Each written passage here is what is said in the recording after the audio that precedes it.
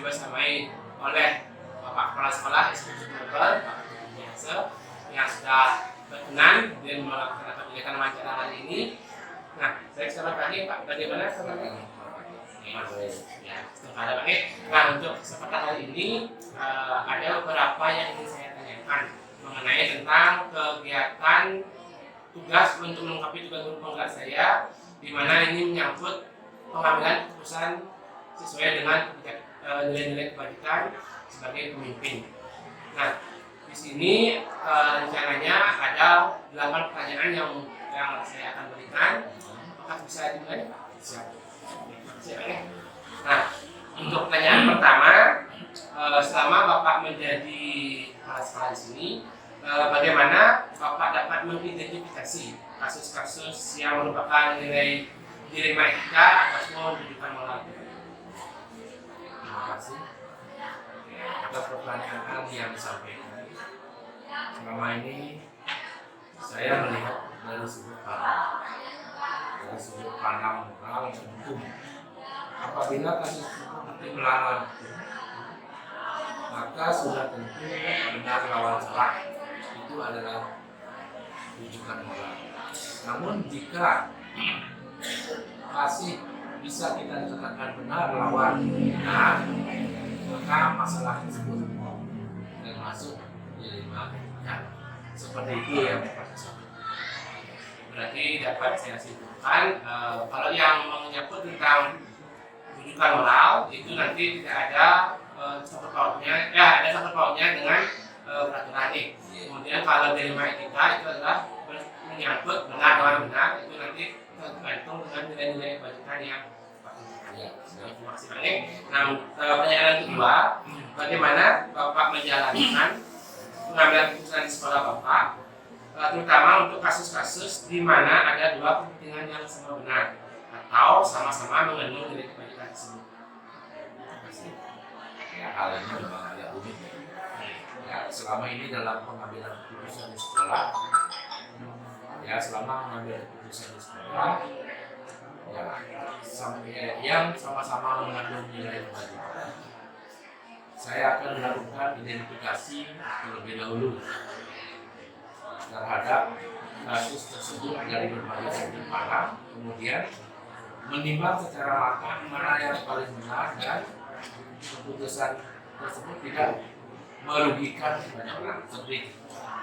Nanti pertama itu yang Pak laksanakan adalah meninjau dari berbagai sudut pandang, sehingga nanti tidak akan memungkinkan nanti merugikan ataupun dapat merugikan orang banyak. Ya. Kemudian pertanyaan yang ketiga, apa langkah-langkah ataupun prosedur yang Bapak bisa lakukan selama ini dalam pengambilan keputusan? Kalau bicara masalah langkah-langkah yang dilakukan selama ini, menentukan penyebab permasalahan. Ini langkah yang pertama, menentukan siapa saja yang terlibat. Menanyakan kepada orang yang terdekat. Ya. Setelah itu berdiskusi dengan warga sekolah, membuat beberapa solusi keputusan, menimbang lagi dari berbagai sudut pandang sebelum mengambil sebuah keputusan. Seperti itu langkah-langkah yang dapat biasa sekali langkah-langkahnya Pak ya. Nah, berarti dapat saya tangkap sana yang pertama itu adalah Bapak itu menentukan penyebab permasalahan yang terjadi ya. Kemudian yang kedua itu menentukan siapa yang terlibat dalam kasus tersebut. Berikutnya menanyakan kepada orang-orang terdekat mengenai masalah tersebut ya. Kemudian berdiskusi, dan yang terakhir itu menimbang dari berbagai sudut pandang sebelum mengambil keputusan tersebut, sehingga nanti mampu menghasilkan keputusan ya. Terima kasih. Nah, kemudian pertanyaan yang keempat, hal-hal apa saja yang selama ini Bapak anggap efektif dalam pengambilan keputusan pada kasus-kasus di Malaysia? Ini yang saya anggap sangat efektif. Saya melakukan analisis kasus, kemudian menentukan solusinya. Analisis kasus, kemudian menentukan solusinya. Menyesuaikan dengan peraturan dan norma yang berlaku, dan mengedepankan kepentingan umum dan bermanfaat bagi bagi orang banyak dalam jangka waktu yang ya seperti itu. Jadi dapat yang angka itu berarti yang pertama itu ada ketika yang analisisnya analisis, kemudian menentukan solusinya bagaimana solusi yang tepat tersebut. Kemudian yang terakhir itu kamu menetapkan kerja umum sehingga nanti mampu digunakan dalam jangka pendek maupun jangka panjang. Kemudian pertanyaan yang kelima, hal-hal apa saja yang selama ini merupakan tantangan dalam pengambilan keputusan pada kasus-kasus dilema tidak disengaja yang menjadi tantangan karena dalam mengambil keputusan ini adalah mencari keputusan yang baik, karena keduanya merupakan masalah yang sama-sama benar. Dalam mengambil keputusan harus menguntungkan kedua belah pihak dan tidak merugikan salah satu. Itu keputusan yang sangat tepat. Terima kasih. Berarti dalam pengambilan keputusan tersebut mencari keputusan yang terbaik sehingga tidak sampai merugikan satu pihak ya.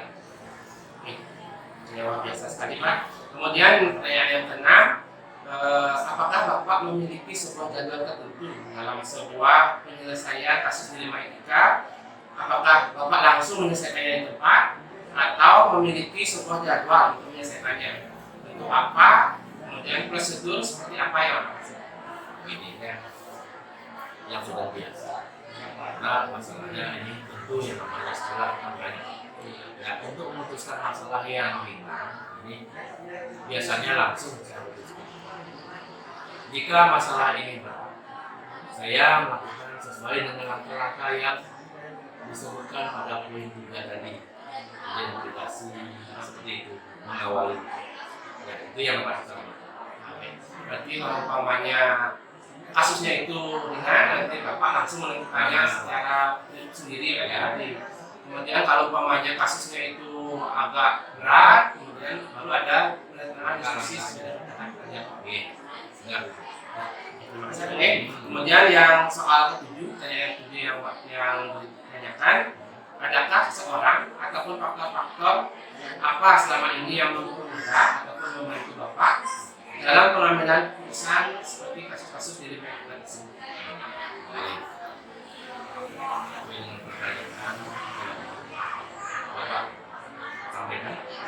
Dalam mengambil keputusan, saya selalu mengajak warga sekolah yang dikenal dengan stakeholder, mereka, orang-orang tua yang mempunyai kedekatan personal dengan orang-orang yang mengalami masalah. Berarti dalam pengambilan keputusan tersebut nanti ada melibatkan seluruh pada sekolah ya, termasuk wali murid ya, dengan siswa ataupun warga yang ya. Nah, kemudian pertanyaan yang terakhir yang saya tanyakan di sini, dari semua hal-hal yang disampaikan tadi, pembelajaran apa yang Bapak dapat petik dari pengalaman Bapak dalam pengambilan keputusan tersebut? Ini pelajaran yang dapat saya ambil seperti saya menjadi lebih bijaksana dalam menganalisis sebuah permasalahan untuk dijadikan pertimbangan menentukan solusi yang tepat dan yang terbaik. Berarti pembelajaran yang dapat Bapak dapatkan dari pengalaman tersebut, pertama itu bersikap bijaksana ya. Kemudian yang kedua itu adalah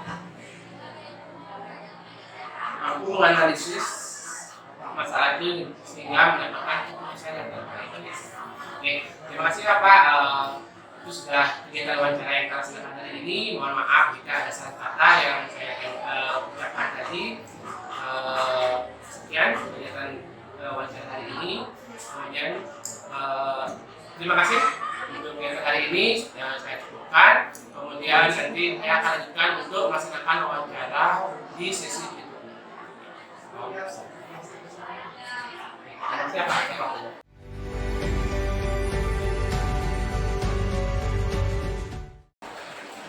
Om Swastiastu.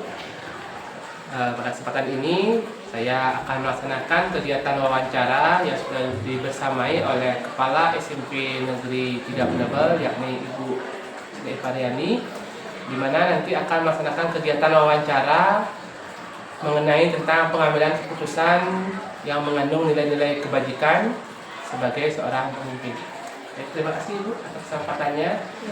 Mungkin dalam kegiatan wawancara ini ada beberapa pertanyaan yang ingin saya tanyakan ya mengenai tentang pengambilan keputusan tersebut. Baik, bagaimana kabarnya Ibu Lady? Sementara baik Pak Yuda. Di sini saya akan menyampaikan atau menanyakan beberapa pertanyaan Bu ya yang menyangkut tentang dilema etika ataupun rujukan moral. Nah, adapun pertanyaan yang pertama itu adalah bagaimana Ibu dapat mengidentifikasi kasus-kasus yang merupakan dilema etika ataupun rujukan moral. Baik, terima kasih Pak Yuda. Untuk kasus dilema etika dan rujukan moral tidak bisa dipungkiri ya, pasti banyak terjadi. Di tempat saya juga ada hal-hal seperti itu. Nah, untuk mengidentifikasinya saya akan menggali lebih dalam lagi. Apakah itu termasuk rujukan moral atau dilema etika? Kita lihat persentasenya, benar-benarnya, benar salahnya bagaimana. Kita lihat dulu di sana, baru bisa diputuskan. Intinya kita gali lebih dalam dulu, selidiki dulu, baru bisa mengambil keputusan. Berarti Ibu akan menggali lebih dalam Bu ya, yang mana termasuk benar-benar ataupun benar salah sesuai dengan peraturan. Itu Bu ya. Baik. Nah, kemudian pertanyaan yang berikutnya, bagaimana Ibu menjalankan pengambilan keputusan di sekolahnya Ibu, terutama untuk kasus yang ada dua kepentingan yang sama-sama benar ataupun sama-sama mengandung nilai kebajikan. Kalau untuk hal itu, tentu saja selain menggali lebih dalam ya Pak, kita melakukan kita selidiki lagi terkait kasus itu, apakah memang benar. Artinya ketika keputusan yang saya ambil itu minimalisirlah hal-hal yang merugikan. Itu kalau yang menunjukkan moral. Kalau yang dilema etika, saya akan mengadakan diskusi terlebih dahulu. Kalau tidak bisa langsung diberikan keputusan saat itu juga. Saya akan diskusi dengan pihak-pihak yang terkait dalam hal saya mengambil keputusan di sekolah ini adalah staf pimpinan. Saya akan diskusikan dengan mereka apa hal yang terbaik. Karena banyak kepala kan lebih bagus ya Pak ya. Apa hal terbaik yang bisa saya berikan untuk pengambilan keputusan tersebut. Berarti dalam pengambilan keputusan itu pertama mengidentifikasi dulu Bu ya, identifikasi masalahnya, kemudian jika itu termasuk ke dalam dilema etika, berarti itu harus berkoordinasi terlebih dahulu dengan berbagai staf pimpinannya ya. Terima kasih Bu. Berikutnya itu ada pertanyaan yang ketiga, bagaimana langkah-langkah ataupun prosedur seperti apa yang biasa Ibu lakukan selama ini dalam pengambilan keputusan? Langkah-langkah dalam pengambilan keputusan, yang pertama saya mengidentifikasi dulu masalahnya, apakah itu sedang, ringan, sedang, atau berat. Kalau ringan kan bisa langsung diberikan keputusan. Kalau sedang, ya mungkin ada waktu 1-2 hari lah, barulah bisa diberikan keputusan. Kalau termasuk yang berat, nah seperti tadi juga saya akan koordinasi dulu dengan pihak-pihak yang terkait dengan pengambilan keputusan. Pimpinan, wali kelas mungkin juga dilibatkan, guru BK, termasuk juga orang tua siswa jika diperlukan. Saya akan ajak untuk berkoordinasi sebelum saya mengambil keputusan. Oke, berarti pertama itu kan strategi identifikasi masalah ya. Bagaimana itu masalah ringan, sedang ataupun masalah berat. Nanti seandainya itu merupakan masalah berat, berarti harus ada kegiatan kolaboratif dari seluruh stakeholder sekolah atau warga sekolah untuk menyelesaikan permasalahan tersebut. Betul. Baik ya. Berikutnya itu hal apa saja yang selama ini Ibu anggap efektif dalam pengambilan keputusan pada kasus-kasus dilema etika? Yang efektif adalah koordinasi dan kolaborasi. Koordinasi dengan semua stakeholder sekolah seperti yang Mbak Ida sampaikan tadi, dan koordinasi. Tidak bisa lepas dari hal itu Mbak Ida. Kita tidak bisa serta-merta, walaupun saya sebagai pemegang keputusan tertinggi ya di sekolah ini, saya tidak bisa serta-merta langsung memberikan keputusan tanpa melaksanakan koordinasi dengan pihak terkait. Seperti saya sampaikan sebelumnya juga, banyak kepala lebih bagus untuk keputusan yang berhubungan dengan dilema etika itu. Berarti hal yang penting itu adalah koordinasi dan kolaboratif. Baik ya. Nah berikutnya hal-hal apa saja yang selama ini merupakan tantangan dalam pengambilan keputusan pada kasus-kasus dilema etika itu? Tantangannya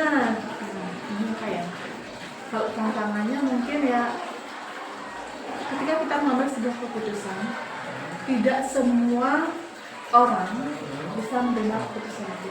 Walaupun kita sudah melaksanakan koordinasi dengan beberapa pihak, tapi ada beberapa pihak lain yang tidak bisa menerima keputusan tersebut, merasa dirugikan walaupun sebelumnya sebenarnya kita sudah meminimalisir dengan berbagai macam pertimbangan. Saya suka tidak bisa diterima oleh semua pihak, itu tantangannya. Berarti tantangannya yang Ibu hadapi mungkin itu adalah dari keputusan yang Ibu berikan itu ada beberapa yang mungkin tidak terima ya, seperti itu. Kemudian pertanyaan yang keenam, apakah Ibu memiliki sebuah jadwal tertentu dalam sebuah penyelesaian kasus dilema etika? Apakah Ibu langsung menyelesaikannya atau memiliki jadwal tersendiri untuk menyelesaikan tersebut, dan bentuk apa atau prosedur seperti apa yang Ibu jalankan? Mungkin sama jawabannya dengan yang tadi, Pak. Kalau kasusnya ringan bisa saat itu juga, jadi nggak ada jadwal tertentu. Kalau ringan bisa saat itu juga, kalau sedang 2 atau 3 hari ya. Kalau yang berat ini yang harus kita identifikasi kemana-mana dulu, itu mungkin sampai 1 bulan baru bisa kita selesaikan. Berarti disesuaikan dengan kasusnya ya. Kalau untuk menentukan jadwal itu kan tidak ada. Iya. Kan tadi berarti kalau punya kasus sedang harus ringan bisa diselesaikan hari itu. Iya. Kemudian kasus yang sedang mungkin butuh proses lagi ya beberapa hari. Kemudian kalau yang berat itu ya harus dikoordinasikan lebih lanjut lagi sehingga membutuhkan keputusan yang bijak ya. Baik, luar biasa sekali Bu ya. Nah, pertanyaan berikutnya itu adalah apakah adakah seseorang ataupun faktor-faktor yang selama ini mempermudah ataupun membantu Ibu dalam pengambilan keputusan dalam kasus-kasus dilema etika itu? Tentu saja ada, Pak, yang membantu saya dalam pengambilan keputusan. Yang pertama sebenarnya anak-anak OSIS. Anak-anak OSIS sangat membantu. Kemudian wali kelas, guru BK, dan tentu saja yang tidak kalah penting di sini adalah staf pimpinan. Semua waka-waka itu sangat membantu saya dalam setiap permasalahan. Nah, kalau untuk hal-hal yang berat, orang tua dari komite juga mereka itu sangat kolaboratif dan kooperatif, mereka mau membantu. Berarti dari pengambilan keputusan itu ada beberapa faktor yang bisa membantu Ibu ya. Yang pertama dari staf pimpinannya seperti waka-wakanya, kemudian dari wali, guru BK, kemudian dari OSIS juga, serta juga ada melibatkan orang tua siswanya ya. Nih, luar biasa sekali Ibu. Nah, mungkin ini pertanyaan yang terakhir yang saya tanyakan. Dari semua hal yang telah disampaikan tadi, pembelajaran apa yang dapat Ibu petik dari pengalaman dalam mengambil keputusan yang sesuai dengan dilema etika tersebut? Terima kasih Pak untuk pertanyaannya. Pelajaran dapat saya petik ya, ketika kita ingin kita ada suatu kejadian dalam pengambilan keputusan, kita tidak bisa langsung memberikan keputusan tanpa mengidentifikasi terlebih dahulu permasalahan yang terjadi. Intinya kita harus pelajari dulu permasalahannya, barulah kita bisa memberikan sebuah keputusan sehingga meminimalisir hal yang negatif. Berarti itu yang pertama yang Ibu dapatkan itu adalah pertama harus mengidentifikasi ya sesuai dengan apa permasalahan yang dihadapi sehingga nanti kedepannya itu mampu meminimalisir keputusan negatif atau dampak negatif yang muncul dari tersebut ya. Baik, itu yang saya sampaikan. Semuanya jawabannya luar biasa sekali ya. Terima kasih atas waktunya. Baik, demikian hasil wawancara yang telah saya lakukan pada Ibu Kepala Sekolah. Saya tutup dengan Parama Santi. Om Santi.